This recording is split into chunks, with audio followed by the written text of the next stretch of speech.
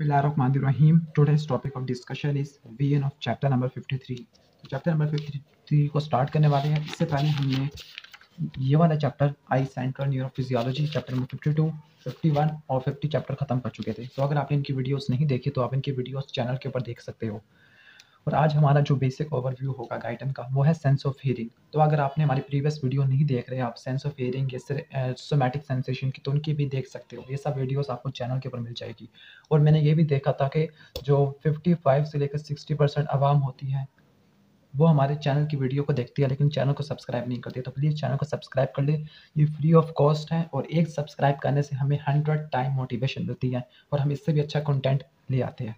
तो हम स्टार्ट करने वाले हैं सेंस ऑफ हियरिंग। तो ये चैप्टर, इस चैप्टर के अंदर 2-3 चीज़ें इंपॉर्टेंट है और ये chapter practical point of view से इंपॉर्टेंट है। कैसे? क्योंकि इस चैप्टर के अंदर आपको सबसे लास्ट में एक इंपॉर्टेंट क्लिनिकल देखने को मिलता है, उसका नाम है हियरिंग लॉस। और इसमें कंडक्टिव हियरिंग लॉस और जो सेंसोरी न्यूरल हियरिंग लॉस, इसका इंपॉर्टेंट क्लिनिकल कोरिलेट आता है। और ये इंपॉर्टेंट होता है प्रैक्टिकल में भी। जब आप वेबर टेस्ट और इसके साथ साथ दूसरा एक और टेस्ट था, मुझे उसका नाम भूल गया। तो वेबर टेस्ट और इसके साथ एक और टेस्ट था, मुझे उसका नाम ज़हन से निकल गया है। तो वो टेस्ट परफॉर्म कराते थे कंडक्टिव और सेंसोरी न्यूरल हियरिंग लॉस को डिफरेंशिएट करने के लिए। तो ये प्रैक्टिकल पॉइंट ऑफ व्यू से काफ़ी ज़्यादा इंपॉर्टेंट है।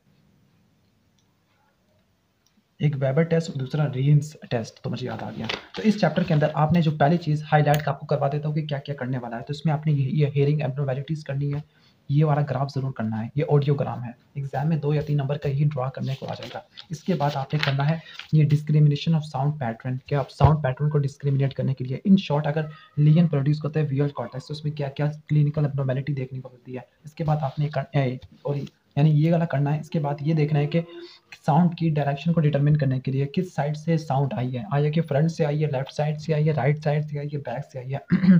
तो इसके लिए मैकेनिज्म क्या होता है, तो ये वाला टॉपिक आपने करना है। इसके बाद साउंड फ्रीक्वेंसी परसेप्शन टोनोटॉपिक मैप, ये इंपॉर्टेंट होते हैं। मैं इसको थोड़ा जूम कर लूँ।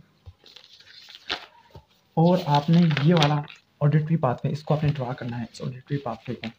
इसके बाद डिटर्मिनेशन ऑफ लाउडनेस, ये इंपॉर्टेंट है।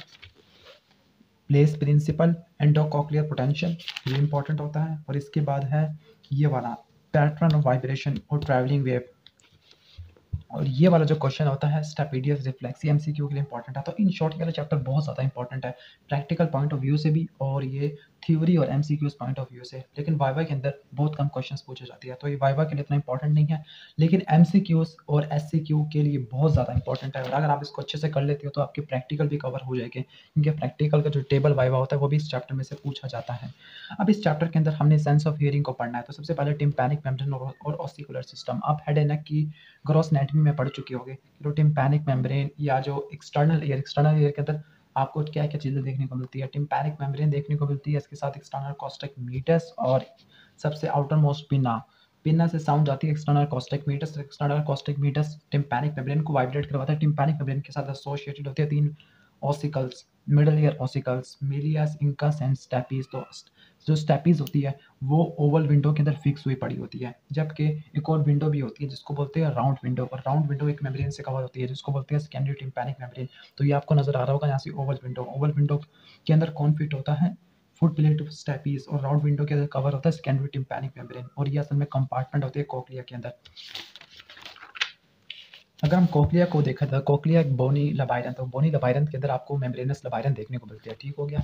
तो ये आपको इसका जो मेम्ब्रेनस लबाइरन जिसको बोलते हैं स्कैला मीडिया, और इसके जो पेरिनिम्फेटिक स्पेस, ऊपर superiorly scala vestibuli, inferiorly scala tympani. तो अगर आपने इसकी ग्रॉस एनाटॉमी पढ़ी हुई है तो ठीक है, अगर आपने नहीं पढ़ी हुई तो आपको मैं बेसिक ओवरव्यू दोबारा दे देता हूँ कि जो कोक्लिया एक बोनी लबाइरन होती है। लबाइरन का मतलब है ट्यूब सैक लाइक स्ट्रक्चर होता है बोन के अंदर, स्पेसिफिकली पीटर्स पार्ट और टेम्पोरल बोन के अंदर।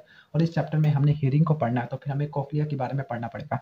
अब यहाँ पर आपको नजर आ रहा होगा कि जो बोनी लबाइरन और मेम्ब्रेनस लबाइरन, ये आपको मेम्ब्रेनस लबाइरन, तो मेम्ब्रेनस लबाइरन के अंदर जो फ्लूइड होता है उसको बोलते हैं एंडोलिम्फ। और जो बोनी लबाइरन और मेम्ब्रेनस लबाइरन, तो ये मेम्ब्रेनस लबाइरन, ये बोनी लबाइरन, तो इनके दरमियान आपको 2 स्पेसेस नजर आती है। उन स्पेस के अंदर पेरिलिम्फ होता है तो उसको बोलते हैं perilymphatic space. Superiorly scala vestibuli, inferiorly scala tympani, दोनों स्पेसेस के अंदर पेरिलिम्फेटिक स्पेस या पेरिलिम्फेटिक फ्लूइड, जबकि स्कैला मीडिया के अंदर एंडोलिम्फ होता है।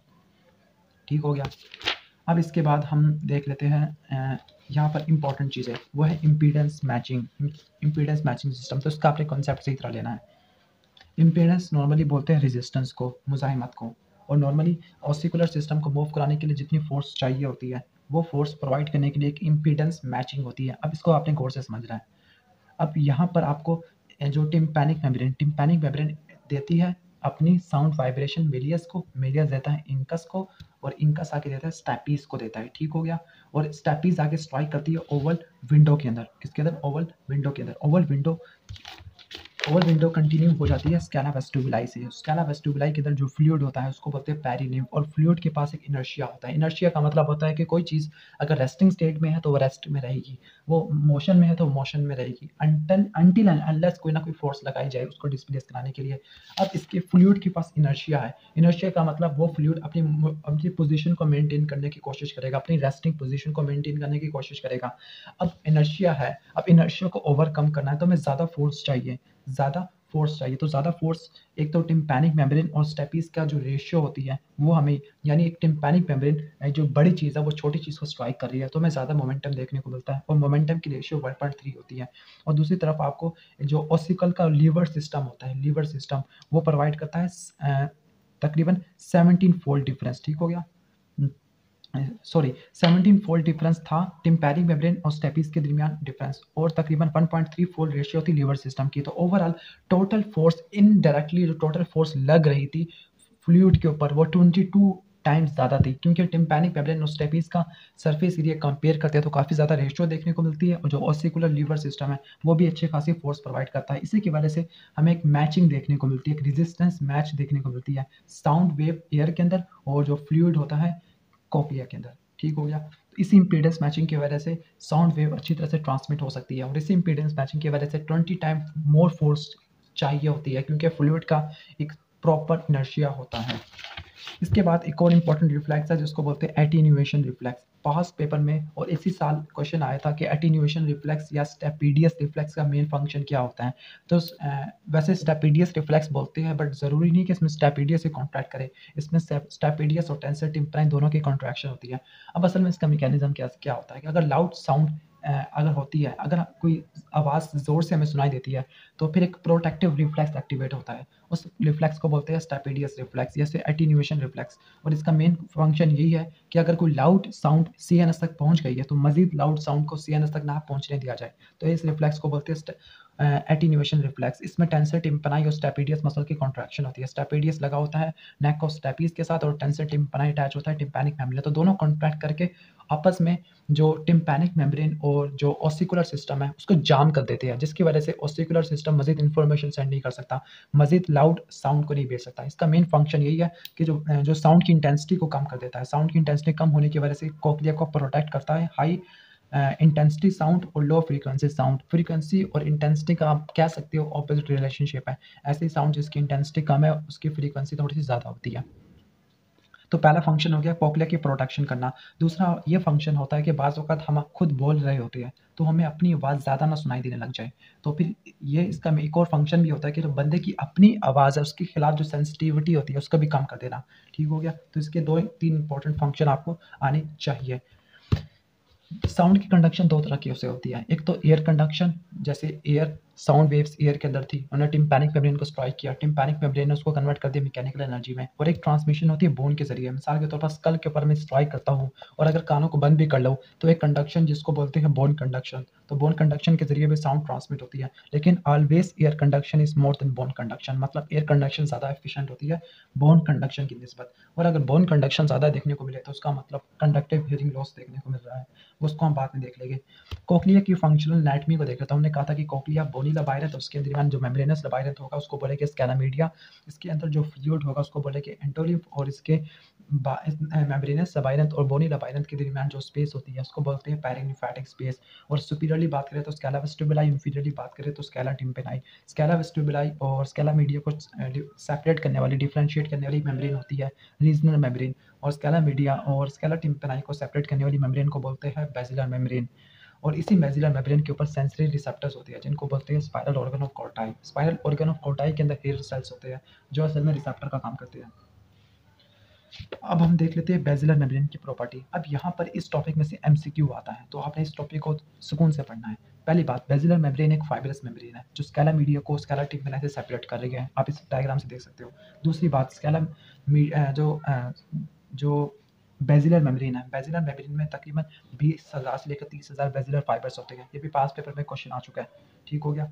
और बाहर एक बोनी प्रोजेक्शन होती है जिसके खिलाफ कोक्लिया राउंड आउट होता है। कोक्लिया इस तरह से घूमता बाहर होता है, और जिस एक्सिस के अराउंड कोक्लिया वाइंड आउट होता है, ये वाला एक्सिस, तो इस एक्सिस को बोलते हैं आप मॉड्यूलस, या इस बोनी कर्व एक्सिस को कहते हो मॉड्यूलस, ठीक हो गया। तो इस मॉड्यूलस के एक्सटेंड ही कोक्लिया 2.5 टन लेता होता है। तो मॉड्यूलस की तरफ फाइबर एक्सटेंड करते हैं। फाइबर की क्या प्रॉपर्टी है? स्टिफ होती है, इलास्टिक होती है, मतलब अपनी पोजीशन पे चले जाते हैं जब डिफॉर्मेशन खत्म हो जाएगी, और ये एक साइड पे फिक्स होते हैं और दूसरी साइड पे फिक्स नहीं होते, ठीक हो गया।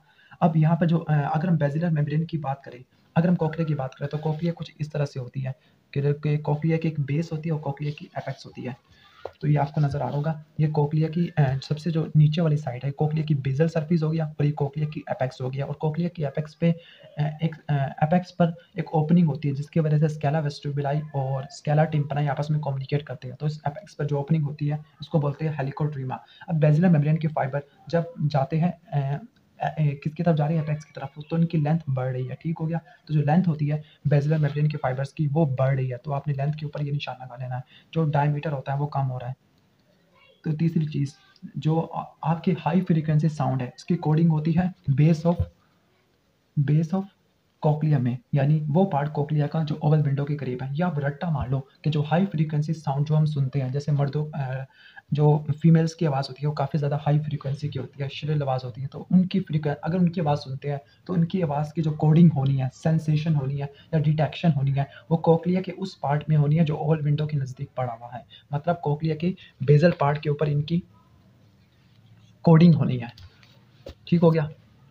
इसके बाद आपने ये पढ़ना है कि transmission of sound wave that cochlea. अब यहाँ पे मैकेनिज्म क्या होता है? मैंने आपको कहा था कि ये आपको कोक्लिया नज़र आ रहा होगा, तो कोक्लिया की बेसल सरफेस और कोक्लिया की एपेक्स, जो हाई फ्रीक्वेंसी साउंड जो फीमेल्स की होती है, तो उसकी जो कोडिंग है, सेंसेशन है, वो आपको यहाँ पर इसके जो लोअर पार्ट या बेसल पार्ट ऑफ कोक्लिया पे देखने को मिलती है। जो लो फ्रीक्वेंसी साउंड, इसके perception apical part of cochlea में देखने को मिलती है। और असल में जो हाई फ्रीक्वेंसी साउंड जब स्ट्राइक करती है तो एक स्पेशलाइज्ड फ्रीक्वेंसी के ऊपर वो वाइब्रेट करती है, जिसको आप सुनते हो रेजोनेंट फ्रीक्वेंसी, नेचुरल फ्रीक्वेंसी। तो जब हाई फ्रीक्वेंसी वाली साउंड सुनी जाती है तो वो इस पॉइंट पे आके जब आती है, तो इसी पॉइंट पे जो रेजोनेंट फ्रीक्वेंसी होती है, जो उसकी नेचुरल फ्रीक्वेंसी होती है, वो उसके बराबर आ जाती है। और एक फिनोमिना देखने को मिलता है जिसका नाम है रेजोनेंस, जिसमें हाई एम्पलीट्यूड देखने को मिलता है। तो अचानक हाई एम्पलीट्यूड होगा और हाई एम्पलीट्यूड के बाद वो साउंड खत्म हो जाएगी। तो इस वेव को बोलते हैं ट्रैवलिंग वेव, जो ट्रैवलिंग कर रही है। और इसका कॉन्सेप्ट बिल्कुल ऐसी है जैसे रेजोनेंस में हमने पढ़ा था। और इस चैप्टर में काम की चीज़ें, अब यहाँ पर आपने एक्साइटेशन ऑफ हेयर सेल्स को देख लेना है। तो एक्साइटेशन ऑफ हेयर सेल्स हैं वो मैंने हिस्टोलॉजी ऑफ ईयर के अंदर भी एक्सप्लेन की गई है। तो इसका मैं लिंक शेयर कर दूंगा व्हाट्सएप ग्रुप के अंदर, आप उसको देख लीजिएगा। अब आपको यहाँ पे स्ट्रक्चर नज़र आ रहा होगा, इसको बोलते हैं बेसिलर मेम्ब्रेन। ये बार बार इतना ब्लर क्यों हो रहा है? ठीक है। तो ये मॉड्यूलस बोनी कैविटी जिसके अराउंड ये कोक्लिया वाइंड आउट होता है, और ये बेसिलर मेम्ब्रेन के फाइबर्स हो गया। और बेसिलर मेम्ब्रेन के फाइबर्स के ऊपर sensory organ of Kotai, sensory organ of कोटाई में असल में हेयर सेल्स होती है, और हेयर सेल्स के ऊपर सिलिया आपको नजर आ रही होगी। अब जब साउंड स्ट्राइक करती है, तो सिग्नल ट्रांसडक्शन कैसे प्रोड्यूस होगी? तो सबसे पहले जो आपने यहाँ से देखना है, जो स्टीरियो सिलिया होते हैं वो स्टिफ लाइक स्ट्रक्चर होते हैं। तो सबसे पहले जो साउंड मेम्ब्रेन होती है या साउंड वेव होती है, वो एक मेम्ब्रेन को स्ट्राइक करती है जिसको बोलते हैं टेक्टोरियल मेम्ब्रेन। इसी टेक्टोरियल मेम्ब्रेन के ऊपर या इस मेम्ब्रेन के अंदर जो हेयर सेल्स के स्टीरियो सिलिया एम्बेड होती है। तो टेक्टोरियल मेम्ब्रेन की वाइब्रेशन होती है तो हेयर सेल्स की स्टिमुलेशन होती है। जब हेयर सेल्स की स्टिमुलेशन होती है तो फिर ये वाले इनके अंदर क्या होता है, इनके अंदर एक खास तरह के जो पोटेशियम चैनल्स होते हैं, ठीक हो गया, वो ओपन हो जाती है। जब पोटेशियम चैनल्स ओपन हो जाते हैं तो पोटेशियम बाहर से अंदर की तरफ मूव करना शुरू हो जाता है। बाहर का मतलब पेरिलिम्फ, और पेरिलिम्फ के अंदर पोटेशियम काफ़ी ज़्यादा होते हैं। सॉरी, एंडोलिम्फ के अंदर, क्योंकि एंडोलिम्फ के अंदर ही ये हेयर सेल्स एम्बेड होते हैं। तो फिर एंडोलिम्फ के अंदर पोटेशियम काफ़ी ज़्यादा है, तो पोटेशियम अंदर जाएगा सेल के अंदर, तो और पोटेशियम अंदर जाएगा, पॉजिटिव चार्जेस अंदर जाएंगे तो अंदर पॉजिटिविटी देखने को मिलेगी, डीपोलराइजेशन देखने को मिलेगी, रिसेप्टर पोटेंशियल क्रिएट होगा।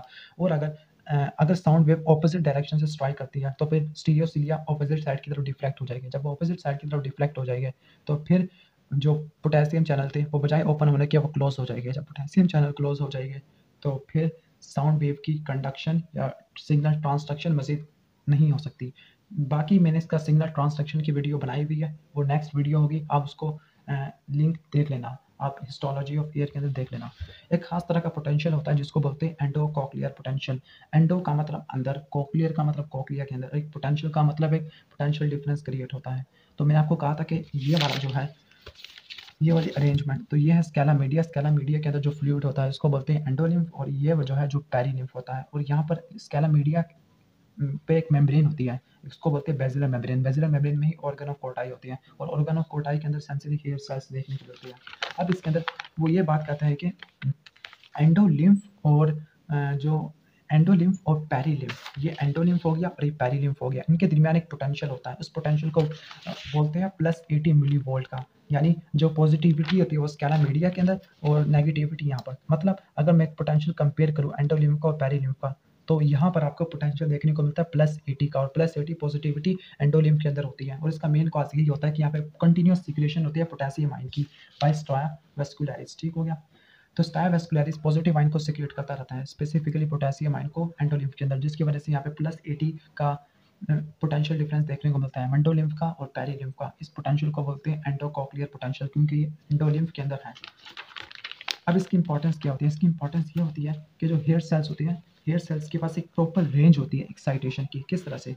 कि इस तरह से जो टॉप होते हैं हेयर सेल्स के, वो प्रोजेक्ट करेगा रेटिकुलर लैमिना से। ये आपको नजर आ रहा होगा रेटिकुलर लैमिना, जो बेसिलर मेम्ब्रेन के ऑपोजिट पड़ा हुआ होता है, सुपीरियरली पड़ा हुआ होता है।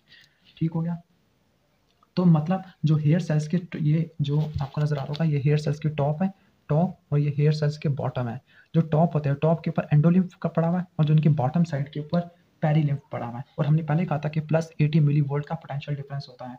और यहाँ पर इन दोनों के दरमियान इन सेल की निस्बत और इसके पेरीलिम्फ की निस्बत एक और पोटेंशियल होता है, वो होता है -70 का। यानी इन दोनों के दरमियान -70 का होता है, और पॉजिटिविटी हमें अंदर देखने को मिलती है। अगर मैं कंपेयर करूँ टॉप साइड का और बॉटम साइड का, तो फिर टोटल मुझे +80 और +70 150 देखने को मिलता है, और -150 देखने को मिलता है पेरीलिम्फ की तरफ। अब इसका फ़ायदा क्या होता है? इसका फ़ायदा ये होता है कि जो स्टीरियोसीलिया होती है, स्टीरियोसीलिया के पास बहुत ज़्यादा सेंसिटिविटी बढ़ जाती है। इतनी ज़्यादा सेंसिटिविटी बढ़ जाती है कि वो छोटी से छोटी साउंड को भी सेंस कर सकती है, कि एक हल्की सी साउंड हुई तभी वो स्टिमुलेट हो सकती है, एक लाउड साउंड अप्लाई की है तब भी वो स्टिमुलेट हो सकती है। तो इन शॉर्ट इनकी सेंसिटिविटी को बढ़ा देना, ताकि वो ज़्यादा फ्रीक्वेंसी वाली रेंज को सेंस कर सके। तो ये फंक्शन होता है एंडोलिम्फ का। अब इसके बाद है प्लेस प्रिंसिपल। प्लेस का मतलब होता है किसी खास जगह पर। हमने पहले कहा था कि बेसिलर मेम्ब्रेन कोक्लिया के अंदर होती है, और बेसिलर मेम्ब्रेन का वो वाला पार्ट जो कोक्लिया की बेस की तरफ होता है, वो हाई फ्रीक्वेंसी साउंड को डिटेक्ट करता है। और बेसिलर मेम्ब्रेन का वो वाला पार्ट जो एपेक्स ऑफ कोक्लिया की तरफ होता है, वो लो फ्रीक्वेंसी साउंड को सेंस करता है। तो हमने ये पहले से डिसाइड कर लिया कि जो हाई फ्रीक्वेंसी साउंड की कोडिंग होनी है near the base of cochlea, और लो फ्रीक्वेंसी साउंड की कोडिंग होनी है near the apex of cochlea. तो हमने जगह का ही तयन कर लिया। तो इस प्रिंसिपल को बोलते हैं प्लेस प्रिंसिपल। तो ये प्लेस प्रिंसिपल आपको आना चाहिए। इसकी बात है डिटर्मिनेशन ऑफ लाउडनेस की। लाउडनेस को आप किस तरह डिटर्मिन कर सकते हैं? फ्रीक्वेंसी को तो डिटर्मिन कर लिया on the basis of direction और पोजीशन ऑफ बेसिलर मेम्ब्रेन। अब जो साउंड की लाउडनेस को कैसे हमें डिटर्मिन करना है? तो सबसे पहली बात, अगर साउंड लाउड होती है तो यानी साउंड की इंटेंसिटी ज़्यादा हो रही है, तो जो एम्पलीट्यूड ऑफ वाइब्रेशन होती है टेक्टोरियल मेम्ब्रेन की और ईयर सेल्स की, वो बढ़ जाती है। जितनी ज़्यादा वाइब्रेशन होगी उतना ज़्यादा सिग्नल भेजा जाएगा। दूसरी बात कि अगर साउंड की इंटेंसिटी और ज़्यादा होती है, तो साउंड की इंटेंसिटी ज़्यादा होने की वजह से अगर ये वाला हेयर सेल स्टिमुलेट हो रहा है, तो इतना ज़्यादा वाइब्रेट करवाता है कि दूसरे वाले को भी एक्टिवेट कर देगा, दूसरा वाला तीसरे को, तीसरे वाला चौथे को, और ज़्यादा से ज़्यादा हेयर सेल स्टिमुलेट होते रहेंगे, तो वो ज़्यादा इन्फॉर्मेशन सेंड करेगी। और अगर आप इन्फॉर्मेशन ज़्यादा सेंड करो by increasing the number of nerve fibre, तो उसको बोलते हैं स्पेशियल सुमेशन। और लास्ट वाला ये होता है कि जो आउटर हेयर सेल्स होते हैं नॉर्मली वो स्टिमुलेट नहीं होते, लेकिन जब हाई फ्रीक्वेंसी साउंड हो तब आउटर हेयर सेल्स भी स्टिमुलेट होना शुरू हो जाते हैं। तो 3 मैकेनिज्म होते हैं जिससे आप लाउडनेस को डिटरमिन कर सकते हैं। पहला एम्पलीट्यूड ऑफ वाइब्रेशन को बढ़ा के, दूसरा more and more hair cell excitation, और तीसरा होता है stimulation of outer hair cell. अब हम देख रहे हैं central auditory pathway. Central auditory pathway में आपने देखना है कि जो इन्फॉर्मेशन आ रही है कॉक्लियर न्यूक्लियस से, कॉक्लियर न्यूक्लियस इन्फॉर्मेशन आती है कॉक्लियर न्यूक्लियस के पास, सॉरी कॉक्लिया से जा रही है कॉक्लियर न्यूक्लियस के पास, कॉक्लियर न्यूक्लियस के से यानी फर्स्ट ऑर्डर न्यूरॉन्स से अब इन्फॉर्मेशन जा रही है सेकंड ऑर्डर न्यूरॉन्स। तो सेकंड ऑर्डर न्यूरॉन ने डिकासेट करना है ट्रैपेजॉइड बॉडी के अंदर, और चले जाएंगे सुपीरियर ओलेवरी न्यूक्लियस के पास, जो कि मेडुला के अंदर होता है। सुपीरियर ओलेवरी न्यूक्लियस इन्फॉर्मेशन जाती है इंफीरियर कॉलिकुलस के पास, वहाँ से थर्ड ऑर्डर न्यूरॉन पड़े हुए होते हैं। इंफीरियर कॉलिकुलस इन्फॉर्मेशन सेंड करता है medial geniculate body information send करता है प्राइमरी ऑडिटरी कॉर्टेक्स। और यहाँ पर आपने एक बात नोट करनी है कि यहाँ पर आपको डीकस्टेशन देखने को मिलती है, और ये डीकस्टेशन या क्रॉसिंग ओवर ऑफ फाइबर 3 जगह पे देखने को मिलता है। पहला ट्रेपेजॉइड बॉडी, और दूसरा आपको देखने को मिलता है न्यूक्लियस ऑफ लैटरल लेमिनिस्कस, क्योंकि जो फाइबर सुपीरियर लाइब्रेरी न्यूक्लियस से निकलती है तो वो एक लेमिनिस्कस बनाती है जिसको बोलते हैं लैटरल लेमिनिस्कस। एक तरह का लेमिनिस्कस हमने मीडियल भी पढ़ा था, जो डोर्सल कॉलम मीडियल लेमिनिस्कल सिस्टम के अंदर पढ़ा था। तो nucleus of lateral lemniscus information send करता है इंफीरियर कॉलिकुलस को। तो आपको 3 जगह पे डीकस्टेशन देखने को मिल रही है। पहली जो डीकस्टेशन देखने को मिल रही है वो है ट्रेपेजॉइड बॉडी, दूसरी आपको देखने को मिल रही है combination between the nucleus of lateral lemniscus, ये कॉम्बिनेशन देखने को मिल रहा है ये वाला। और तीसरा आपको नजर आ रहा होगा इंफीरियर कॉलिकुलस के दरमियान में। इन्हीं डीकस्टेशन होने की वजह से जो सिग्नल्स होते हैं वो दोनों साइड के ऊपर चले जाते हैं, मतलब एक एयर के सिग्नल्स वो दोनों साइड के पाथवे को स्टिमुलेट करवाते हैं, लेकिन जो ज़्यादा डोमिनेंस होती है वो कंट्रोलैटरल पाथवे की होती है।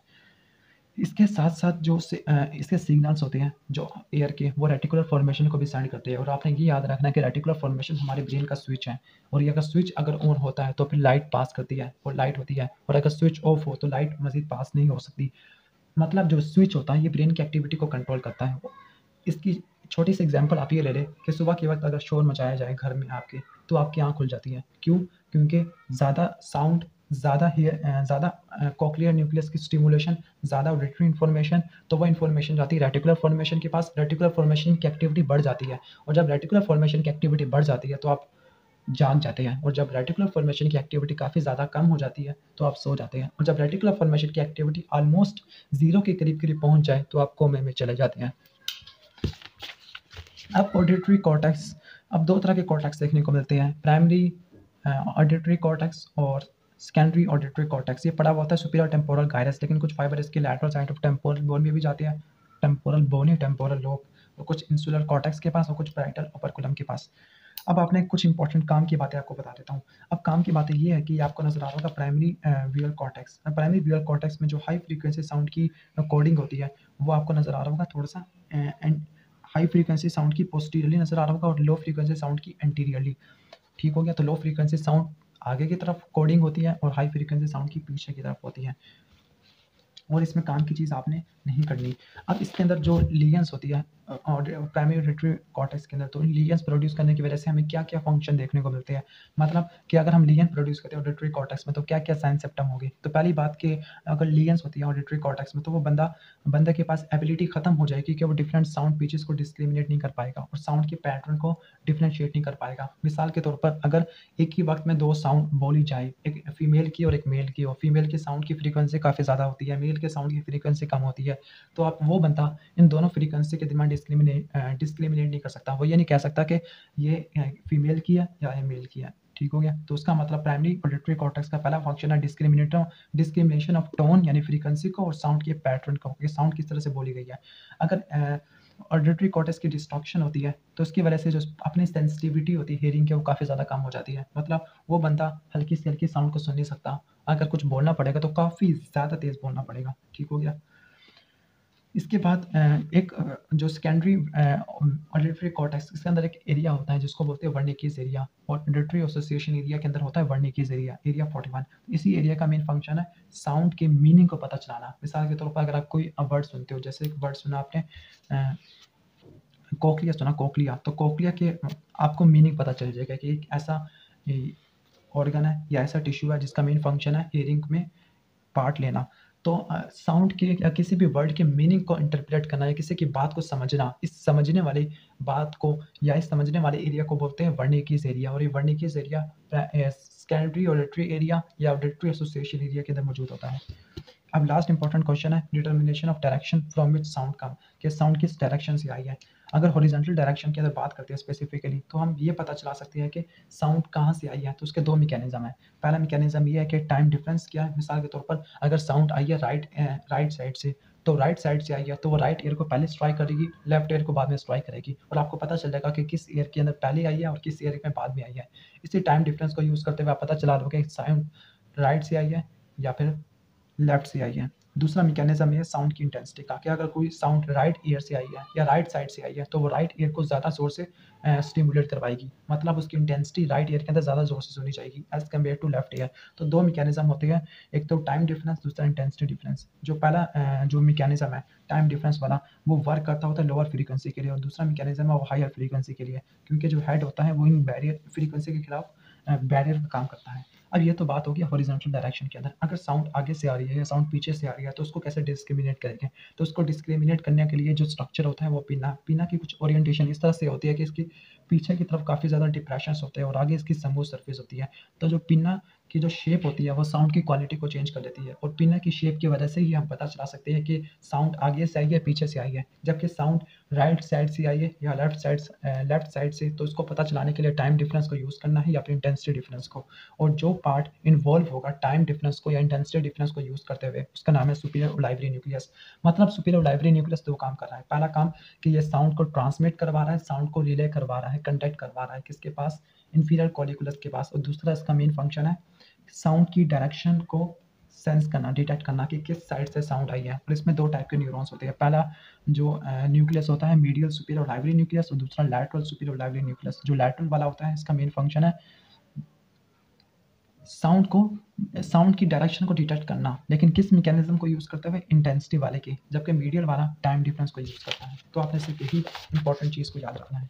अब इसके बाद है कॉर्टिकोफीगल सिग्नल। तो कॉर्टिकोफीगल सिग्नल इसलिए आते हैं कि जब भी किसी ऑडिटरी सिस्टम की स्टिमुलेशन होती है तो उसके साथ वाले न्यूरॉन्स को इनहिबिट किया जा सके। In short lateral inhibition provide करने के लिए जो मैकेनिज्म होता है वो कॉर्टिकोफीगल सिग्नल्स के ऊपर डिपेंडेंट होता है। तो यहाँ भी कॉर्टिकोफीगल सिग्नल्स होते हैं। मैं इसकी मिसाल मैं आपको देता हूँ कि अगर आप किसी की बात सुन रहे हो, अगर आप किसी की बात पूरी अटेंटिव नेचर से सुन रहे हो और आस-पास एनवायरनमेंट में शोर है, तो आप एनवायरनमेंट के शोर को इग्नोर करते हुए किसी खास बंदे की आवाज़ को सुन सकते हो। तो किसी खास बंदे की आवाज़ को सुनना और दूसरे बंदों की आवाज़ों को इग्नोर कर देना। तो जो इग्नोर करने वाला यानी इनहिबिट कर देना दूसरे लोगों की फ्रीक्वेंसी को, तो इनहिबिट कराने के लिए जो मैकेनिज्म होगा उसको बोलेंगे कॉर्टिकोफीगल सिग्नल्स।